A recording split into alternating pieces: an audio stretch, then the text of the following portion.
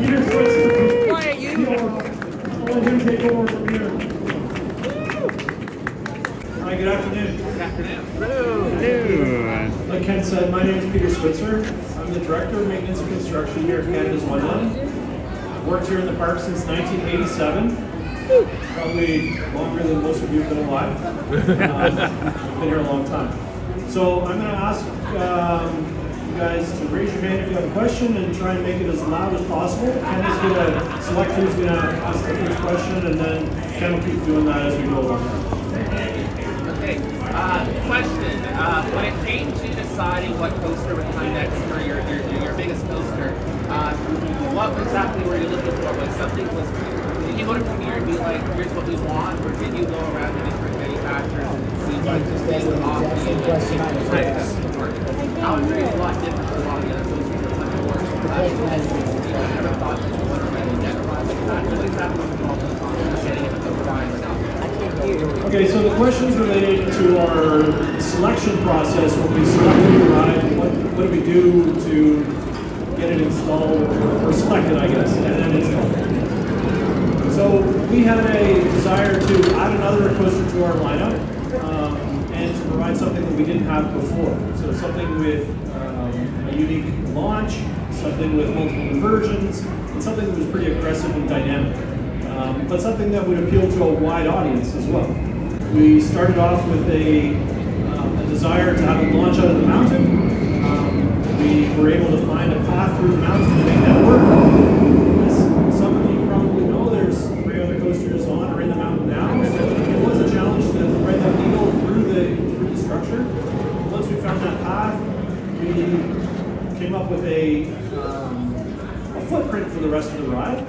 And we were able to provide that footprint to a variety of different ride manufacturers and ask them to provide proposals to fit into that footprint, meeting our criteria of having the launch exiting through the roof of the mountain and then multiple inversions out to the back curve and back to the station. Once we received those proposals, we reviewed them with each of the manufacturers and arrived on an agreement with Premier Rides to deliver what we have now as AlpenFury. Thank you. Regarding Minebuster, I'm going to ask if you're going to keep doing that. But when you got the first portion of it done, did you survey the entire lane and model out the molding tracking footprint like, or was it just a portion of it?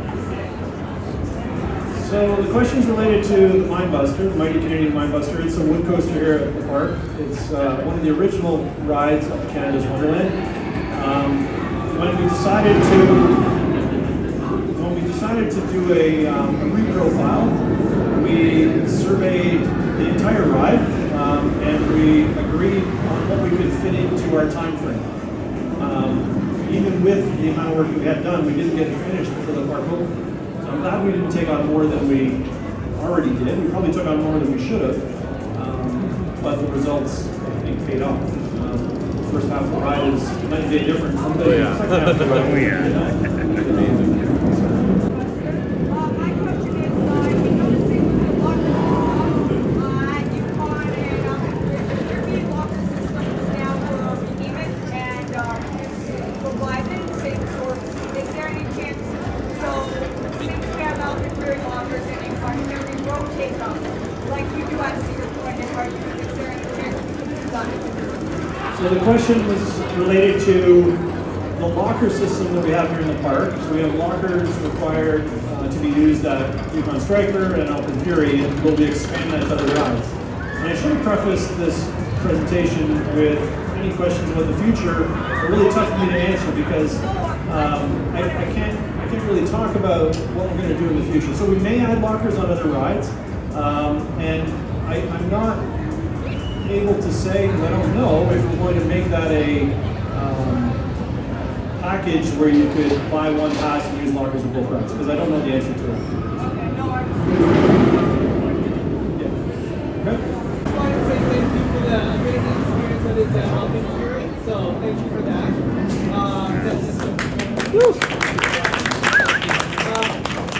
There were a couple of years ago, there was a survey in which there was several concepts that were put on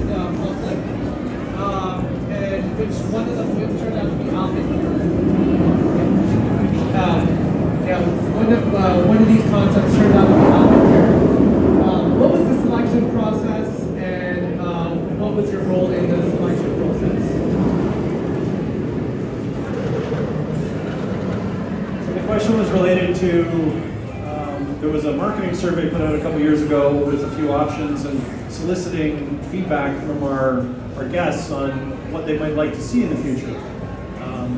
Surveys such as that don't drive the decision, but they get a barometer on what the market would like to see. It doesn't, if one ride was the top of the list, that's what we're going to do. That's not the way it works. We get a good sense of what people would like through those surveys.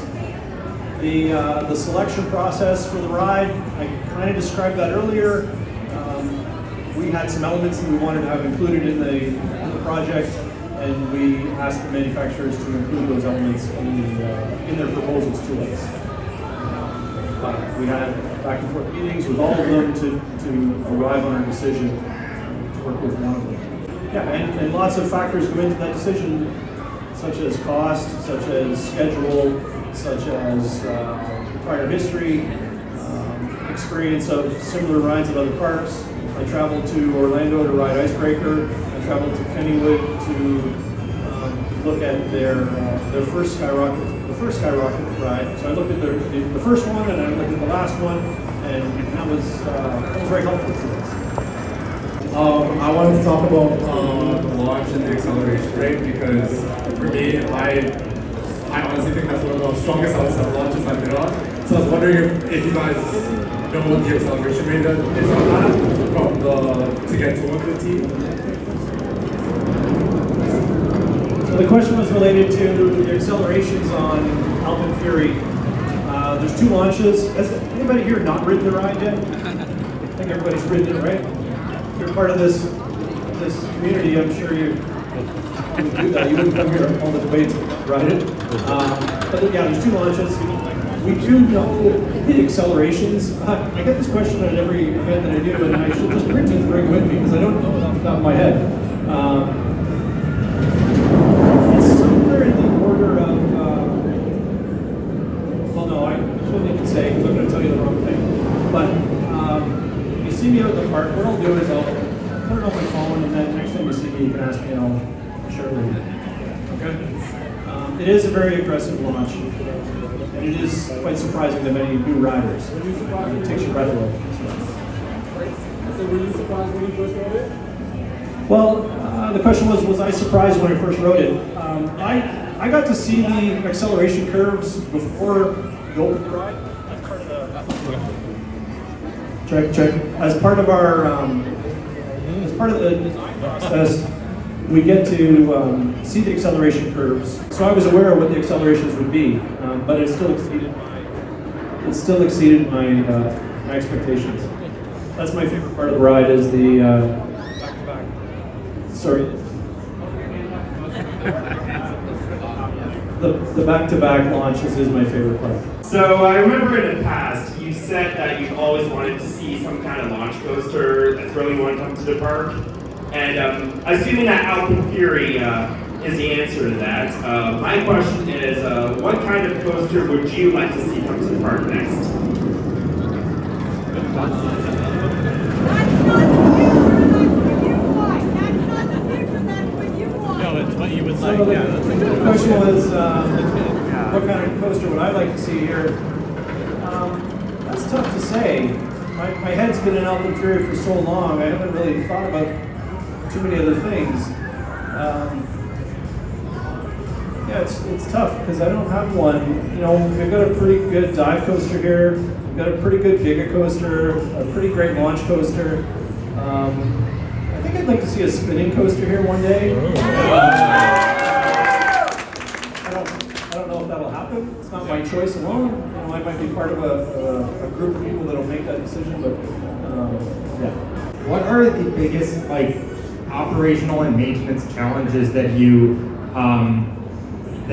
have with it or expect to have with it? I'm just curious about that. So the question was operational and maintenance work or challenges that we have with the rides. So one of the challenges we have with a launch coaster, some of you may already know this, is we need to maintain a very precise alignment of the vehicle as it launches through that launch section. So having the guys, our maintenance teams, come to that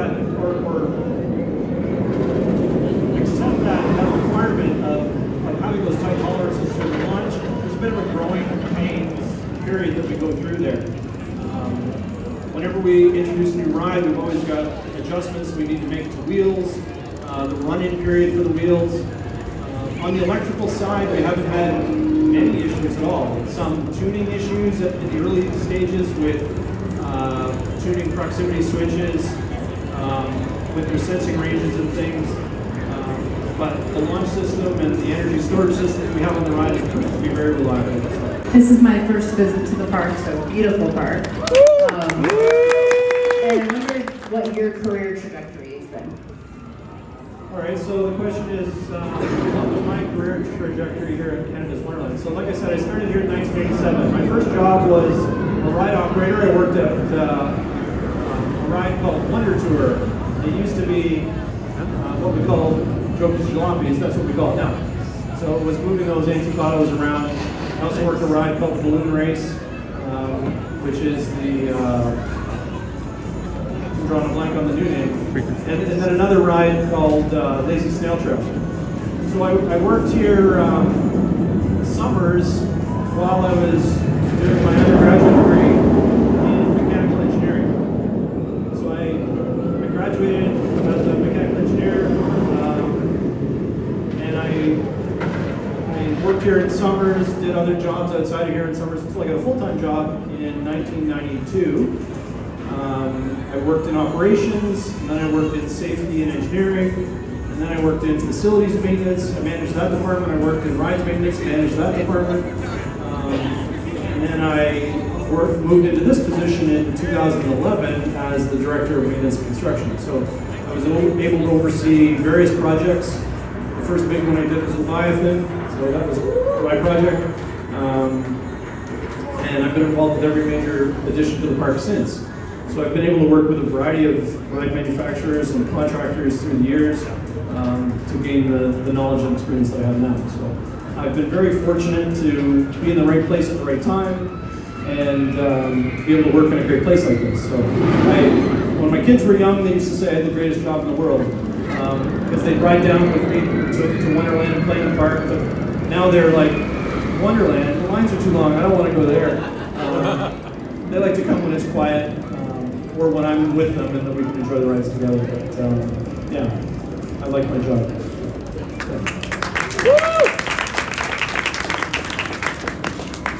Hi everyone. My name is Dewena. Nice to see you guys. Hello, hello. My home park is Six Flags Great America in Gurnee, Illinois. This is my first visit here at Canada's Wonderland. I love this park. I was able to get my 300 credit on AlpenFury. So I really enjoyed that as well.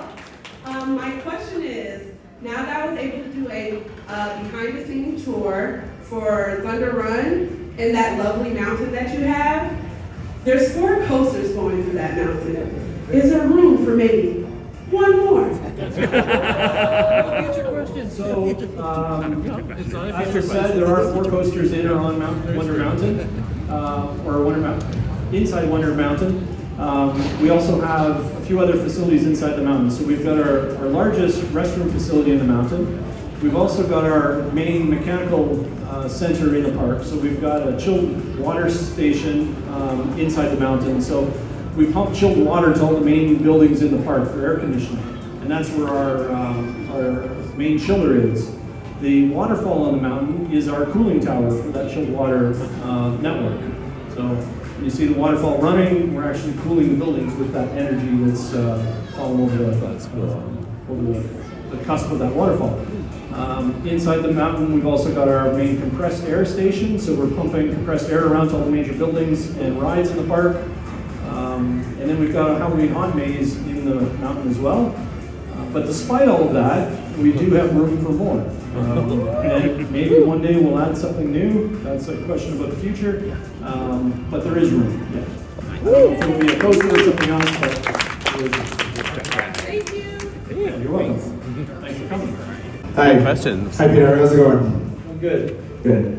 I got a question. Will there ever be a third train on AlpenFury for capacity? So during the design process, we did explore adding a third train, and it's physically not possible unless we extended the length of the track.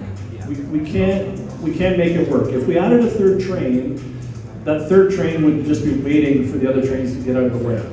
So it could have been done, but it would have added cost to the project, and it would not have yielded any net benefit and capacity. So the math just doesn't work. With the speed of that launch and getting the train out and back, you're back in under 1 minute from when you leave. So if we doubled the length of the track and added a mid-course break or maybe a long reduction break like we have on Leviathan, we might have been able to do it. But it would have made the project cost prohibitive and we wouldn't have been able to build it. Hi, Peter. So with AlpenFury, you guys work very closely with a lot of different partners, Rockscapes being a big one. I know in the past you've also worked with timber kits on different structures around the park. So I'm just wondering what it's like working with these partners and what it's like, I guess, selecting the partners that you work with. Do you intentionally work with local businesses? So yeah, I'm just wondering how that process works.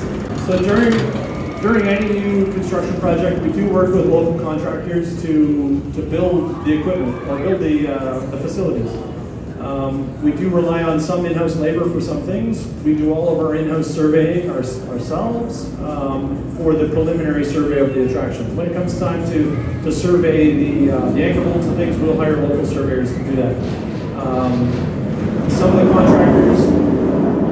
contractors that we used on this project we've used before on other things. So Rockscapes, they did the gunite work on Mountain Bay Cliffs in the water park, so we worked with them a few years ago, and they were able to work with us again on this project. We also worked with Timber Kits. Timber Kits created all of these pavilions here in Courtyard many years ago. We worked with them on numerous projects, and they did the station roof structure at the station building. We also worked with Hartwell Electric. They worked here since the park opened in 1981 on various projects over the years, and they did all of the power distribution and electrical installation for the ride. We worked with an ironworking company out of, I'm drawing a blank, St. Catharines, I think, called the Walters Group. So they stood the ride up for us and bolted it all together. We had another company do foundation work for us, so Pro Caissons, put caissons in the ground. They're a local deep caisson company. And Recon Construction, they did a lot of work for us doing some of the concrete work on top of the caissons, so doing all the fine work on the piers. And then Rutherford Contracting did a lot of the site work for us. They did the station building, the gift shop, and much of the site work as well. So yeah, lots and lots of contractors having to work very closely with each other and with us to make sure that we get it all done. Hi Peter, I was just wondering why we don't see the fire effects on AlpenFury very often. All right, so the question is about the fire effect on AlpenFury. So we do have a flame cannon on the roof of the mountain. It is set to fire every 15 minutes. It doesn't fire every cycle. So if you watch it, it'll fire on the first train after the quarter hour. So if you go there at 9 o'clock at night, you'll see the flame go off with the next train that comes out. You go at 9:15, the first train that comes after that will go off there as well. And we decided to do that from a cost perspective. And sometimes when you have too much of a good thing, it's not special anymore. So if you have firing every cycle, it'd be like, oh, that's nothing really to pay attention to. So we decided to do it periodically to make it a little bit more special. Lucky. Okay, we've got time for a couple more. So just Yeah, Peter, on our tour this morning, I'm highly impressed on how well you took advantage of cleaning out the mountain to build this project, to give you all that free open space for future projects without having to go back and do it again. And as far as I'm concerned, the effects in the mountain, the launch inside there are just unbelievable. The way you went someplace else and took a lot of good thoughts and mixed it together, came out in the winter and the way it comes through the mountain. Thank you. Thank you. Yeah, we're very proud of it. We're very happy with how it turned out. So I'm glad everybody likes it. I've heard a lot of good things about it through my time hanging around in the ride or hanging around at the station. It's a very rewarding part of my job. Hello, I was just wondering about careers. I'm very interested in urban planning. I was wondering, would an urban planner be involved in, like, if you're building a coaster, like planning out where to go? So the question was about career opportunities and would urban planners be involved with coaster development? And no, we don't have an urban planner on staff. We don't work with urban planners as consultants either. I've got a few specialties on my team. So we've got an industrial electrician. He's our manager, so he manages the electrical portion of the ride. We've got a surveyor, a construction manager. So we do rely on other consultants such as architects, structural engineers, electrical engineers, mechanical engineers for all the ventilation systems. But yeah, sorry, no, nothing on the urban planning side. Hello. Wait, now that we have fire effects on AlpenFury, have you been thinking about putting fire effects on Backlot Stunt coaster? So I get this question sometimes. It is a question about the future, so I can't say what will happen in the future, but we do think about it on occasion. Yeah. We can't say if it'll happen or not. I'm sorry.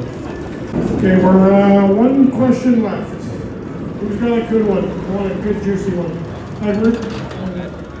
Sir, good afternoon. Kind of like an abstract question.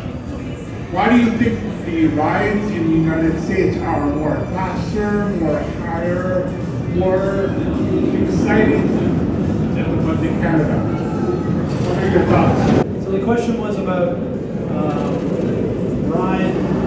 ride features in Canada versus ride features in the United States, and I guess there may be a perception that some of the rides in the U.S. are bigger, faster, longer than they are here in Canada. But I would argue that we have top 10 rides in the world here in our site, similar to what's going on in the U.S. Now, the U.S. is a different market in many states because the competition is higher. You're having to compete with other sites to draw visitors to your site.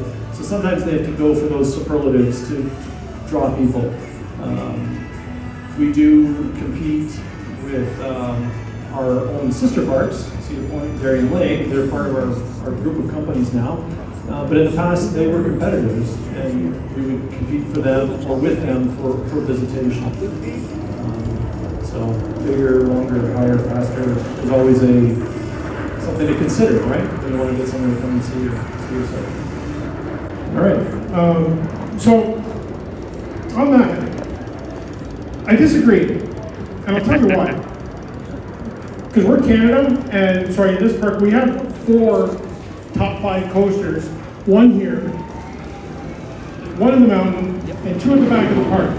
Leviathan, Behemoth, Striker, and of course AlpenFury. 4 of the best coasters made. Your record setters when they were built. But we're Canada, so Canadians need to get registered for the golden tickets. AlpenFury took 2nd for best new coaster. That's good. But we're Wonderland and we're in Canada. We need to be number 1 for that. So we need to get our Canadians up here to start voting. So thank you everybody for your questions. Peter, thank you for joining us once again this year. We appreciate it. I know everybody else appreciates you taking time out of your schedule to join us. And I think we're gonna, for those of you where we've got hours to go now, who's going to go back and try their hand at AlpenFury again before tonight? Anybody gonna go back and ride it? Yeah, a couple of you? We're heading there now. Oh yes, and the polka. Luke's polka at like 3:30ish or whenever you get over there. Leviathan ERT tonight, 8:30. Again, if you've never ridden Leviathan at night, you're in for a treat because I believe it's one of the best rides in the park to ride at night. Although I haven't done AlpenFury at night. That looks amazing. It's the best. Peter, you have anything else to add? No, I was just going to say, I'll hang around for a few more minutes. If you didn't get a chance to ask a question, I'll hang around here and you can ask your question up front. But I hope you have a great day and I hope you enjoy your time here at our park.